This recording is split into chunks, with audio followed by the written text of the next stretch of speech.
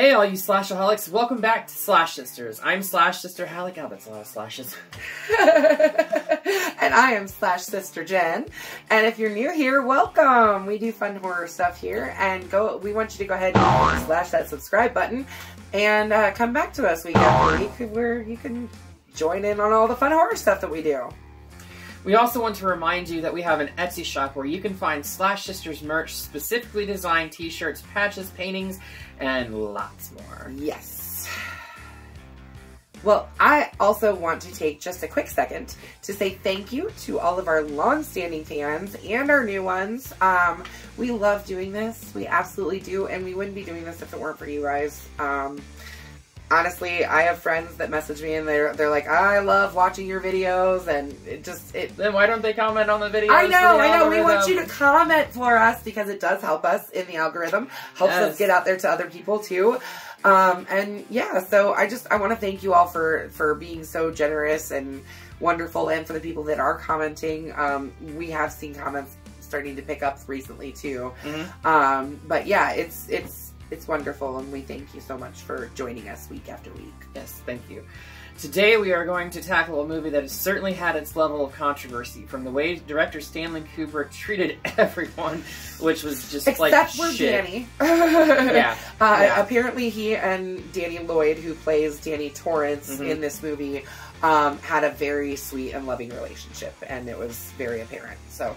But also to the fact that the film was largely viewed as a flop for about the first 10 years after it was released. And that it was very disliked by Stephen King, who wrote the novel that this movie is based off of. Yeah, like from what I understand, I mean, I wasn't alive when this movie came out, but neither are you. But from what I understand, he was like absolutely livid with what he did to this film. So, yeah. And from what I read also, it kind of sounded like Stanley Kubrick and Stephen King had a little bit of a relationship before at least they were kind with each other. Until this. Kubrick went over ideas for things that he wanted to do for the film, and then when Stephen King saw it, he was pissed. I mean, I would be too. But this movie has scared many generations with its haunting visuals. I mean, absolutely haunting. The blood in the hallway. No, it was rust water. Okay, but the blood in the hallway. Kubrick said it was rust water so it'd go through the MMPA and not get flagged for an X rating, because... That's some very dark, red, rusty water. I know. I'm just telling you what Kubrick called it. Yes. But that, coupled with the absolutely insane score for this movie, honestly, the score is the only thing that's even remotely creepy to me about this film. I can watch this film and fall asleep to it. Okay, you could take the music out of it and it would make this movie... Not scary. It wouldn't be that scary. No. It would be a very, straightforward kind of ghost story. And that's basically it, you know? Right. But the score for this film adds 100%. so much tension. It adds that creepy factor, but it also, I think the music is actually the scariest part of the movie. But yeah, top-notch acting. I mean, for the most part. I mean, Shelley Duvall, I've never liked her as an actress. She's very, I hate to say it, but she's very ugly. She's not a very pretty woman.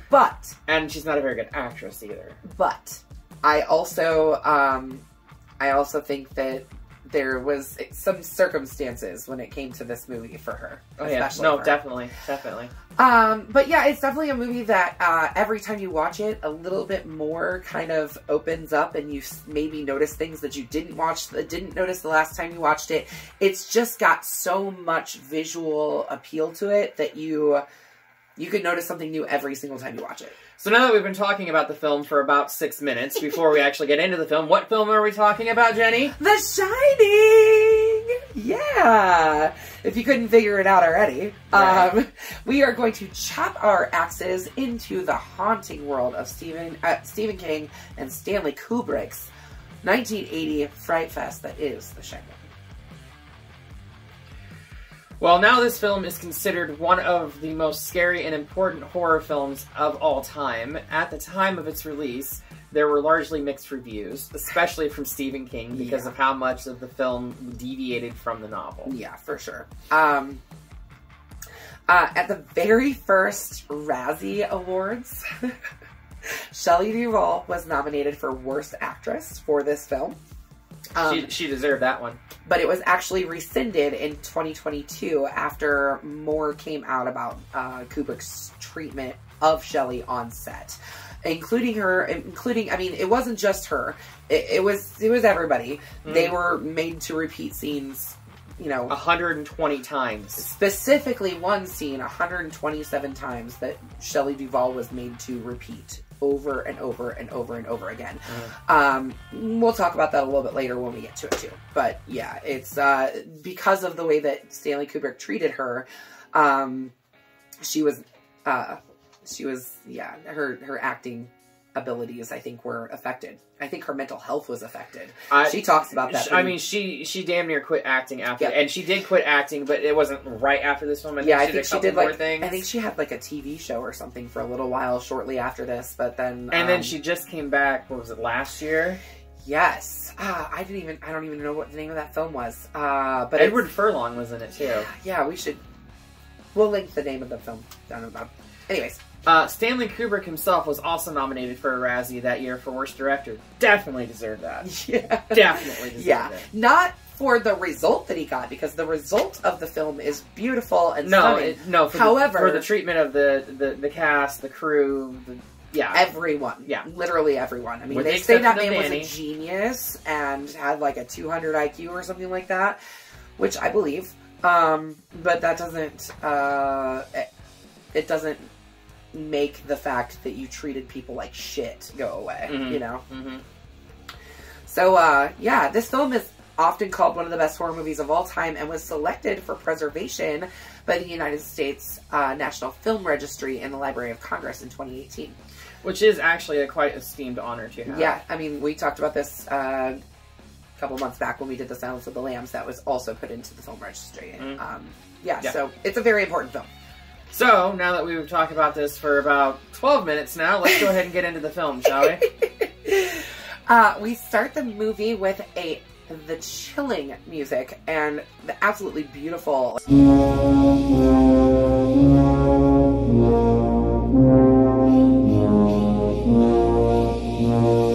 helicopter shot, gliding over the water and following a yellow Volkswagen Beetle driving up the side of a mountain and onto the shot of the outside of the Overlook Hotel.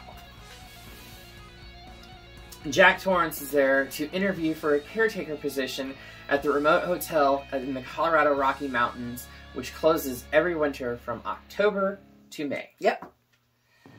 After his arrival, Stuart Ullman, the manager, advises Jack that the previous caretaker, about 10 years back, Charles Grady, killed his wife and 2 young daughters and then himself in the hotel.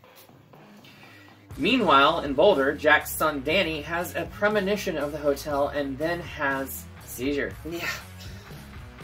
And that's when we actually get the first shot of the blood elevators. And the blood hallway and everything. I mean, rust water. Yeah, the rust water, sure.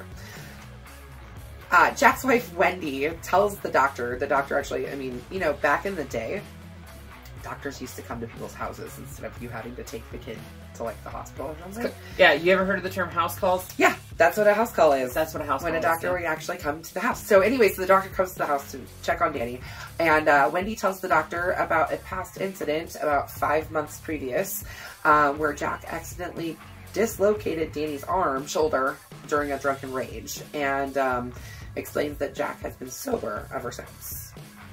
The family arrives at the Overlook on the last day that they are open, getting a tour of the property and being informed of their duties around the hotel itself. Yeah. Before leaving for the seasonal break, the Overlook Hotel's head chef, Dick Halloran, informs Danny of a telepathic ability that the two of them share, that he calls shining. Basically, like, he talks to he tells Danny he's going to get him ice cream, like, telepathically. He also knew that Jack and Wendy called Danny Doc. Yeah, a lot, his nickname was Doc. And it's funny, Wendy even points that out. She's like, "How'd you know we call him Doc?" And he's like, "I guess I must have misheard you." Yeah. So yeah, but this is where the name of the film comes from. But yeah. Right. Halloran also tells Danny that the hotel possesses the Shining as well, because of all the bad things that have happened at the hotel, the location over the years. He also warns Danny about room 237, which in the book I believe was 217. Yep. But the reason that they used 237 is because the Stanley Hotel, which is what is the hotel where King wrote the novel. Yeah, where Stephen King was staying when he was inspired to write this book. They had a room 217 and they didn't want people to be afraid to stay in that room, but they did not have a room 237, so they used 237 instead of 217. And he tells them to stay out of the room. A month passes. We get kind of a cutscene. A month passes and Danny starts having frightening visions, including visions of the murdered Grady twins. We get this really, really cool scene where Danny is kind of riding through the hallways and stuff. I mean, really, there's multiple times where they show Danny riding on his big wheels. The first time the sound in the first one, I didn't notice it nearly as much, on the second couple of times that they show him riding his big wheels, but you get this like loud sound when he hits the hardwood floor and then it gets quiet. And then this loud sound when he hits the hardwood floor and then it gets quiet again as he goes over the carpet. As I was watching this the other day for this review, I was actually falling asleep at that scene, and every time he hit the hardwood, it was like... Wake up! Okay. So, yeah. Meanwhile, Jack, which, by the way, I think it's interesting that Jack Nicholson plays Jack Torrance, Danny... Lloyd plays Danny Torrance, but we have Shelley Duvall playing Winifred. Yeah, Wendy. Yeah, Winifred. Which I love the name Winifred. I think that's such a cute name. Because Dick Halloran asks her if she goes by Wendy or Freddie. No, he asked her if she goes by Winnie or Freddie, and she says, actually, I go by Wendy. Right, that's so, yeah, yep. Anyway, Jack's mental health deteriorates. He suffers from writer's block and is prone to violent outbursts. I'm sorry. I know Jack Nicholson the best as the Joker from the 1989 Batman film. Yeah. So anytime I see anything like from this era and he has like certain lines that he says and facial expressions, it's just 1,000% the Joker to me. Oh yeah, I get that. He's a menace. He's an absolute menace in this film. Right. But he ends up having terrible, horrifying visions, nightmares. I dreamed that I killed you and Danny. Yeah. One day, as Danny is riding his big wheels through the halls, he gets lured into room 237 by unseen forces. Basically, like, he had... Earlier on the first ride, when they first show him, he kind of paused by it. Stopped, paused, looked. I think he actually got off of his bike and like tried to open the door, but it was locked. And then got back onto his big wheels and kept riding. Well, this time, as he's riding, he stops and looks, and the door is open with the key, like a key hanging from the door handle. Wendy later finds him with bruises on his shoulder and looking like he had been beaten up. Yeah. To which she promptly, basically, like, accuses Jack of having done it. Which, I mean... To be fair. History, right? To be fair. And he's clearly breaking down. And like I said, he's an absolute menace. So, I mean, I wouldn't put it past him. Anyways, Jack goes to investigate in room 237 and encounters a female ghost while in the room. At first, the woman in the bathtub is beautiful. And she gets out, and she's naked, and she walks towards him, and they start kissing. And then, yeah. It's pretty gross. So I have to ask you, because this was full frontal nudity, by the way. Yeah. Do you think that was her real hair, or do you think it was a merkin? Oh, I don't know. It was 1980. So... Right. Could have gone either way, really, to be completely honest. If you don't know what a merkin is, go look it up. We're not going to tell you. I'd love to tell you, but YouTube might get mad if I did. I mean, there is a channel that is entitled The Merkins. That's true. That's true. And they're pretty hilarious. And this is where they got their name. Yep. From what the actual Merkin is. Just go look it up. Do your research. After kissing the woman that gets up out of the bathtub, he opens his eyes to see that she has turned into a grotesque, ugly old woman with, like, leprosy. Yeah, and, like, her skin is literally, like, rotting off. Right, which is leprosy. Yes, I mean, yes, you know. Jack flees from room 237 and returns to Wendy and blames Danny and said that he must have inflicted the wounds on himself. Yeah, okay. I have kids. One, they're, like, pretty, like, resilient. You know, I'm not saying I beat up my kids by any means. But, you know, like, Linus, my youngest, he, like, runs into walls and, like, yeah, you've met him, you know. The kid is absolutely wild. Feral. Yes. And so, like, but he seems to never get hurt. I always like, ooh, are you okay? And he's like, I'm fine. Like... One of these days he's going to do something really stupid and get hurt bad. I know. And he's going to be like, I'm fine. I'm okay. I'm fine. I'm sure of it. He will. Anyway, Wendy, rightfully so, is beginning to get very scared of Jack, believing he was the one to have injured Danny. Did it once, shame on me. Did it twice, shame on you. Yep. Jack, who has been sober since the dislocating of Danny's shoulder. By the way, we need to point out that the Overlook Hotel is dry this entire time because they do not want people staying up there. Again, just like we talked about in the last film, right. when we were talking about 30 Days of Night, the reason that the town goes dry while they're out there by themselves for 30 long days. You've got Wendy and Jack and Danny, only those three in total isolation out for on a mountain. 5 months. Yeah, that's a long time. Right. And alcohol, again, it's a depressant. It's only going to fuel the situation and make it worse. They do actually state, though, that it's for insurance reasons, so they don't have to have insurance on the building for those 5 months. Exactly. I mean, it makes sense. It makes perfect sense. For sure. Anyway. So he's been sober since the whole dislocating Danny's arm incident. But he walks into the gold room and is greeted by a bartender who serves him a bottle of Jack Daniels, I think it is. Yeah. Yeah. So, yeah, but the bartender, Lloyd, pours him a drink. Ghostly figures, including Delbert Grady, then begin appearing in the gold room, but not in the first scene. Yeah, not in the first scene. In the first scene, he just has a drink and he kind of goes and wanders off and acts crazy. But when he goes back into the gold room, it's like an entire party's happening. Yeah. You know, and mind you, and people are dressed in like tuxedos, flapper dresses. Actually, if you watch closely, when Jack goes up to the bar, there's a woman that walks past him in a gold dress. She has a bloody handprint just below her butt on the back of her dress. Wow, I noticed that for the first time watching it yesterday. Now I want to go watch it again. Or you can just look it up on YouTube. That's true. Well, at some point, while Delbert Grady is walking towards him, the butler, he accidentally spills some drinks onto Jack, and he takes Jack into the bathroom and starts cleaning him up. Grady, while they're in the bathroom together, which this bathroom scene is so creepy. And the color scheme for the bathroom is stark jarring. White with dark red. Yeah. The color themes in this whole film, between the carpeting, the hexagon carpeting, the purples and greens in room 237. Which, mind you, a lot of this hotel was actually inspired from a real life hotel that does exist out in, like, the Colorado area.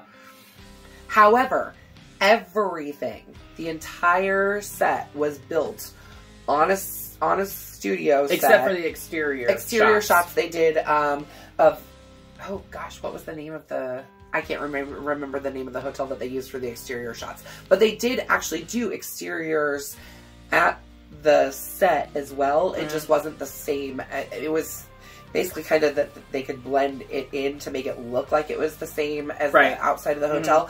And the actual hotel where it was based off of, the Stanley Hotel, and whatever the other one was that they used for exterior shots, does not have the hedge maze.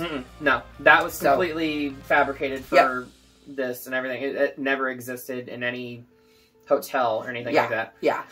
So Grady informs him that Danny has been telepathically contacting Halloran for assistance, and says that Jack must correct his wife and child.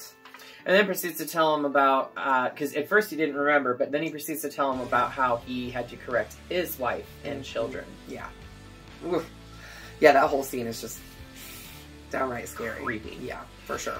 In response, Jack sabotages the radio whilst the police are trying to contact him because Dick Halloran asked the police to contact... Well, not the police, it was the park ranger. Park ranger, well, yeah. Or whatever, yeah. But like a local authority or whatever. Yeah. The closest people to the Overlook that could get there. Yeah, right. Jack sabotages the radio and the snowcat, so that they are stuck there with no communication and no way to get off the mountain. And nobody's going to come to their aid because they're not answering their... And mind you, it's a big hotel, so the park rangers just think, well, they're just out of range. They can't hear the radio. Yeah, and he even said, like, the ranger even kind of says that to Dick. When he calls him back, Yeah, because he calls back and he's like, have you had any luck getting a hold of them? And he's like, nah, but they might just not be close to the radio. You know, it's a big place. Which is 100% plausible. Yeah, absolutely. Next, Wendy decides she's going to go and look for Jack. She takes a bat with her. Leaves Danny up in the apartment. The whole bat thing is just ridiculous. Oh, I know. Wendy and her weapons. That's all I can say about this. The second half of the film, really. About the last hour of it, yeah. So, first she's got a bat, and she takes her bat with her, and she goes down and is looking for Jack. She can't find him, but she finds his writing desk with the typewriter on it, and she goes to the typewriter and pulls the paper out and begins reading, and all it says is, all work and no play makes Jack a dull boy. Which, if you know where we're from, which is Peoria, there is a band that came from Peoria, Mudvayne. Yep. They actually have a song called Dull Boy, which starts off with, all work and no play makes me a dull boy. Yep. Inspired by this line from this film, and it's been used in countless other forms of media as well. Oh, yes. As well as this right here. So what I was going to say is, like, this movie has been parodied. It has been joked about. It has been used, like, serious ways. I think my favorite take on specifically this scene right here is The Simpsons, Treehouse of Horror. I'm not familiar with that one. Okay. Homer? Homie?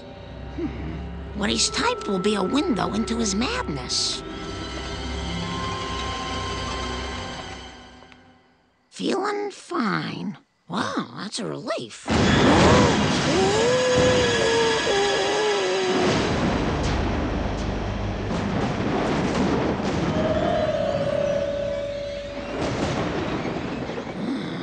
This is less encouraging. Hello!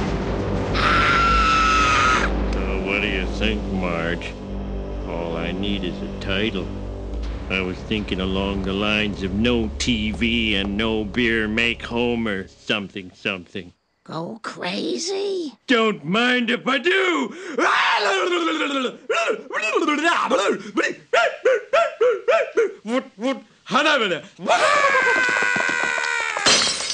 Stay away from me, Homer! Give me the bat, Marge! Give me the bat! Give me the bat! Come on! Give me the bat! Give me the bat! Scaredy cat! So Randy will be mad at me for not being familiar. My boyfriend is like the biggest Simpsons fan ever. So in this specific episode where they're parodying the Shining or whatever, first of all, they can't call it The Shining because they will get sued. So groundskeeper Willie tells Bort that he has to call it The Shinning. The Shinning. So they don't get sued. Anyway, instead of all work and no play makes Jack a dull boy, Homer has no TV and no beer for the entire time that they're at the Overlook Hotel. It is by far the hilarious parody I've ever seen of this scene. That's so funny. Now I'm gonna have to go home and watch it. Absolutely. That's what I'm gonna do. I'll just have to ask Randy. I'm sure he knows exactly which episode and what season it was, too, because he's... Bet he does. Next comes one of the most infamous lines in the film. Jack begins advancing on his wife as she swings a bat. See, he's always been afraid of Batman.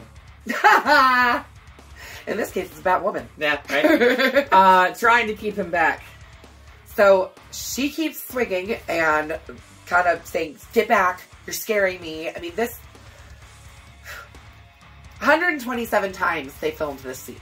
127 times. That would probably explain why her arms look so fucking weak swinging that bat. By the time they finished, by the time she gets to the top of the stairs, she is so genuinely scared. I think she is actually scared of Jack. I think she's scared of Stanley. I think she's more scared of Stanley than she is of Jack. But I think she was actually genuinely scared of Jack because of the way that he was coming at her. Just that menacing look that, I mean, he's just... Wendy, I'm not gonna hurt you. I just want to bash your brains in. You know? And it's just like, he's so... creepy. Scary, creepy, everything. And she is genuinely scared at this point. Like, she's not acting. No. This is genuinely her own real reactions to what is happening to her over and over and over and over and over again for days on end.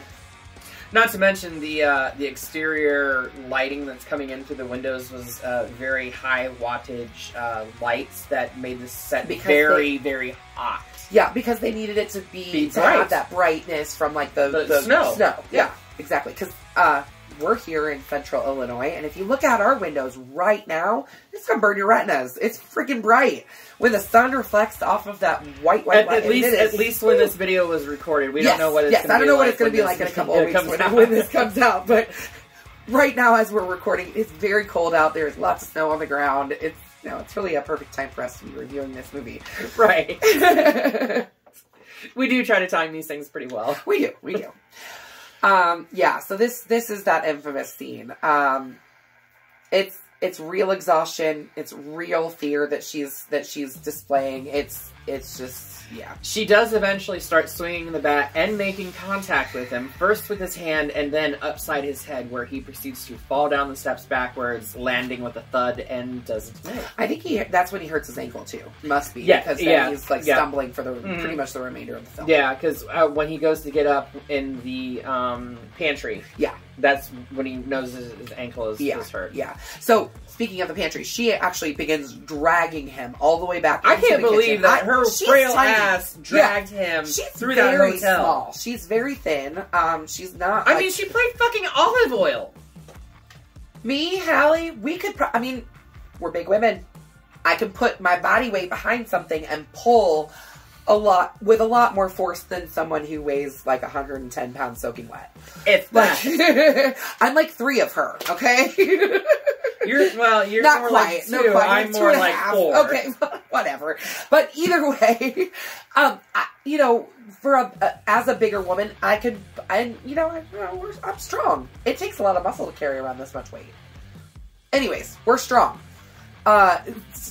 So she begins pulling him into the kitchen and locks him in the pantry and, like, really locks him in. Right. Like, there ain't no way he's getting out. After Jack tries to manipulate her into letting him out by saying he's hurt and needs a doctor. And this scene where he's, like, leaning over and the camera's up on his face and he's leaning into... It's a brilliant shot. I'll give Kubrick that. He had some great shots, but his way of achieving them... But he was an asshole. Yeah. No, he was an asshole, for sure.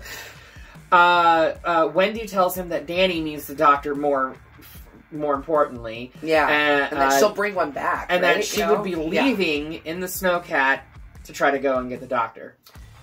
Yeah, but then he kind of starts laughing and he's like, Wendy, you got a little surprise coming to you. Why don't you go check out the snowcat and see what's going on with that? And the radio. Yeah, and the radio. Why don't you go check it on out? I love... There is something in the way that he says, Wendy. Like, it's like every time he's like, well, guess what, Wendy? I got a little surprise for you.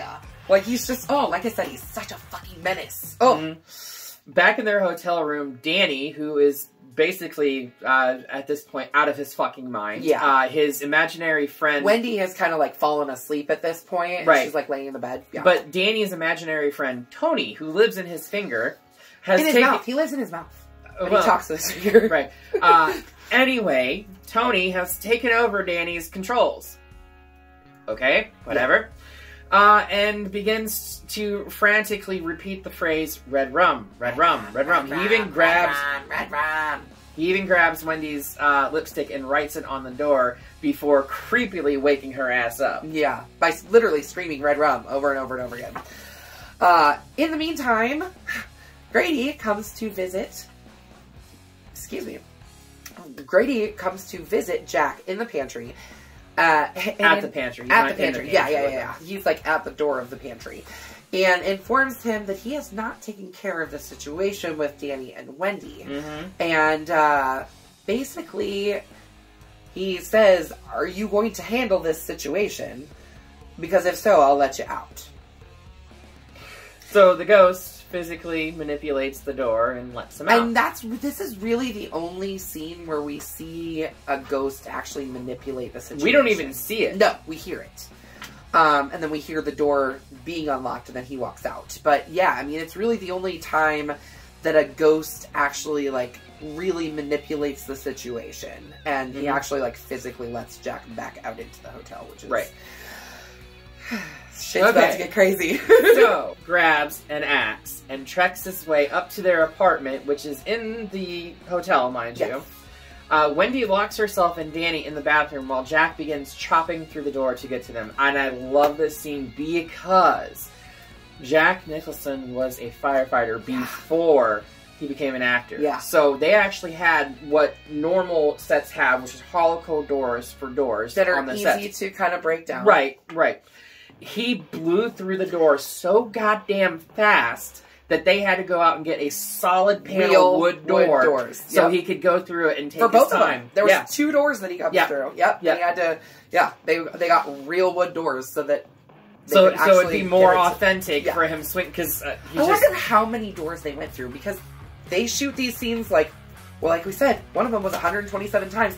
I know for a fact that there was multiple scenes that were shot 50, 60, 70 times. However many times they shot it, I guarantee Jack's arms were fucking tired. Oh, I'm sure. I am sure of it.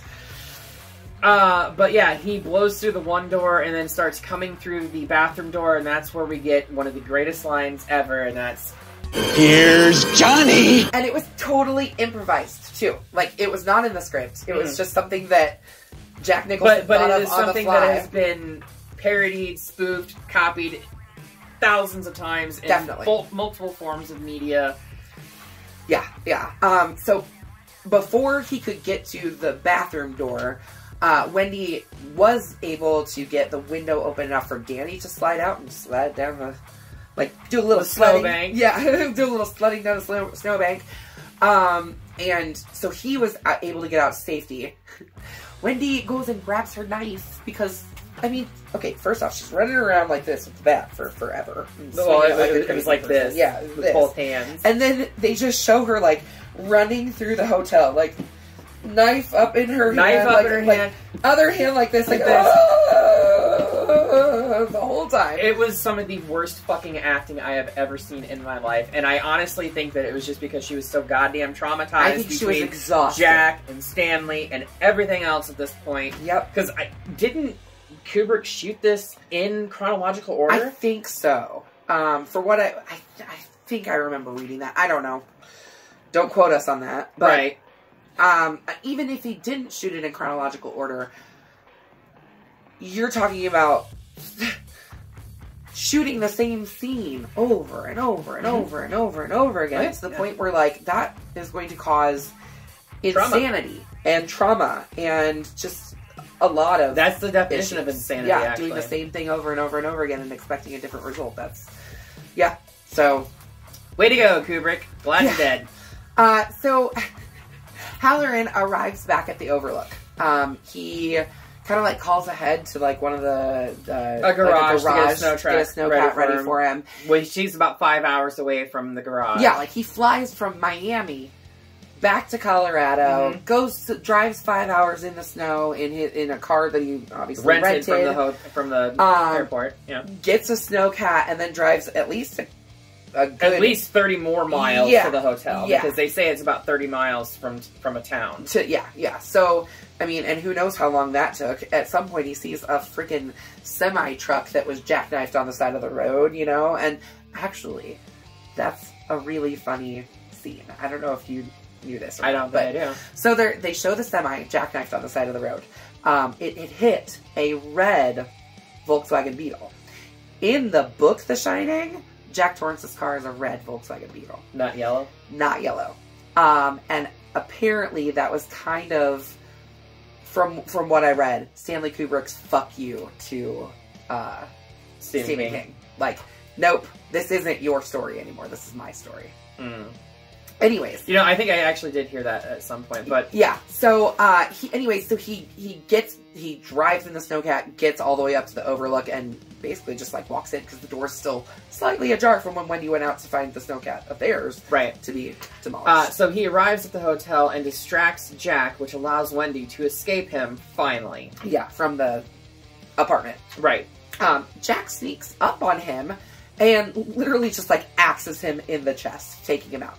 Dead. Buries the axe in his chest, which I was so pissed. I know, because I love Dick Halloran. I think he's such a wonderful character. Danny begins to scream as he had a telepathic connection to Halloran, and this alerts Jack to Danny's location. Yeah. So Danny ends up. I don't know how. Well, because he was hiding down the hallway, like in the kitchen area, and it kind of shows like. He hears Danny start screaming, and then Danny jumps out of whatever little cabinet he was in or whatever, and runs out of the building. I just thought there was more distance between him and that. Yeah, he must have, but yeah. So anyways, but Danny runs out of the hotel and into the hedge maze, which is like completely covered in snow because of the snowstorm that they had experienced. And Jack follows after him, screaming and mumbling, and just like, Danny, I'm coming to get you! You know, just following Danny by his footsteps. That's how he was able to track him, basically, because that maze is. They even say at the beginning of the movie, like, don't go in there unless you have an hour to try and figure out how to get back out. I have to give it to Danny, who I think at the time is, and he's supposed to be about 6 years old. Yes. He actually uses the footsteps to his advantage, backtracks, covers up some tracks, and hides. Yeah. Well, and like, I mean. Jack Torrance, he's in such a state where all he is thinking about is, I'm going to murder my family, That's like the only thing that's driving him at this point. So yeah, it's pretty crazy. But Wendy runs through the hotel looking for Danny, encountering the hotel's ghosts and a vision of cascading rusty water coming from the hotel's elevators. Some rich, dark, red, rusty water. Yeah, no, it's straight up blood. But it's like, yeah, it's the same one that Danny has been seeing in his visions. Yeah. In the hedge maze, Danny misleads Jack and hides behind a snowdrift and is able to get away from him because Jack keeps following the false trail. But he retraces his own footsteps back through the maze and is able to get out pretty easily, you know? So. Which, I mean, if Jack was in his own right mind, he would have been able to follow those footsteps back too. But anyway, Danny and Wendy reunite and leave in Halloran's Snowcat, leaving Jack to freeze to death in the maze. And this is another pop culture reference that we have seen in memes for at least however long memes have been in existence, 15, 20 years? Yeah. Of Jack Nicholson's frozen corpse. Yeah, which it's funny because they show Wendy and Danny like driving off, and then it's just cut to Jack Nicholson frozen in the maze. Like, he must have just sat down and froze to death. Yeah. I mean, there's no real explanation as far as what happened to him, but he's an icicle. Yeah, pretty much. Then we get a panning shot that goes towards a collection of pictures hanging on the wall inside the hotel. As we get closer and closer, we see that featured in the center of the photo is Jack, and it is dated July 4th, 1921, which is the exact same date that ball was happening, that he ran into Grady and all that other stuff earlier in the film. Yep. And if you also notice, and I don't know if this is, his hands are in the pose of Baphomet. Sorry. Had to show both hands. Yeah. So, you know. I don't know. That. Yeah, there's a lot. Okay, so here's the thing about this film. Is that apparently because Stanley Kubrick was this incredible genius who paid so much attention to detail that if it was in the scene, it was supposedly intentional, right? That's the belief, at least. Or you could just choose to believe that it all happened by chance. Or that people are reading into conspiracies way more than what was actually put there. Oh, yeah. There's actually a documentary called Room 237. It's available on Amazon Prime. That's how I watched it. I watched it for free on Amazon Prime. But I'm sure it's available in other places. As I said, I watched it on Shudder. Yeah, I highly recommend it. It's a really interesting take. It points out a lot of interesting things about the film that I would have never thought about. But the vast majority of it is just that conspiracy theories. Yep. So take it with a grain of salt when you do watch it, if you do watch it. Exactly. The thing about this movie is that you can look into so many things about it. Oh yeah, definitely. You can read into, you know, everything from the posters that are hanging on the walls to the amount of time spent in one specific room to, I mean, it's just, there's so much that you could delve into. Oh yeah, no, definitely. We don't have the time for that today.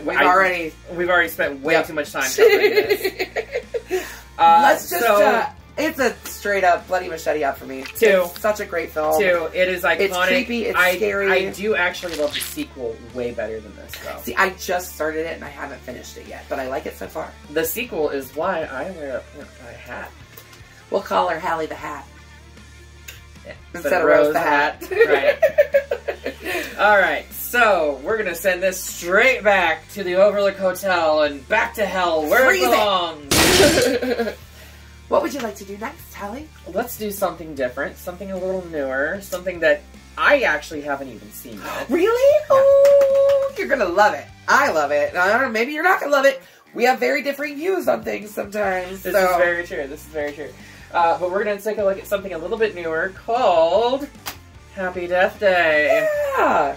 I can't believe you haven't seen this movie. It's Groundhog's Day with murder, basically. Yeah. And it's a fun watch. I just haven't had time to sit down and watch it yet. So while we're doing this channel, I'm going to take the opportunity to watch some films that have been on my list to watch. Why don't you go ahead and watch it too? And come back next week and enjoy our review of the movie. Right. Until then, be sure to slash that subscribe button. And stab the like button. And ring that grave bell so you don't get buried in the mix and can stay up to date on all of our videos. Until then, we will see you all in the afterlife.